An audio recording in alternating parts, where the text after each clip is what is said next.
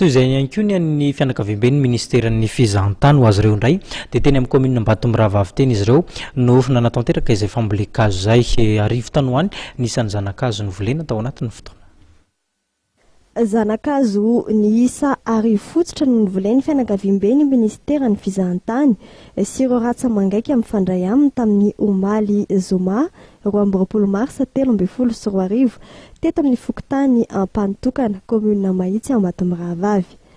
Mifameno ny sehatra ny fampiroboroboana fizahantany sy ny fiarovana ny tontolo iainana raha ny nambara ny sekretera jeneraly ny ministera Andriamatoa Jano. Anao manatotosy ny adiditsika eo amin'ny tandrazana famerenana mba rakotro ny ala Madagasikara iverina amin'izany hoe nosy maitso zany.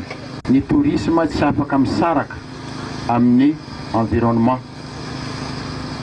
Raha iresaka environnement tsika dia ny ala zany zava-dehibe ao anatiny.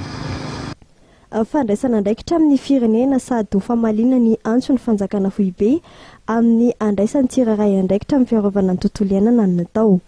Europiasa araka izany dia hotolorana zanakazo roa avy izay entanina amboly isa-tokantrano ary isy ny fanaraha-maso sy ny fanaovana tombana ny ezaky ny tsiraray eo amin'ny fikojakojana ny hazo izay natolotra azy ireo.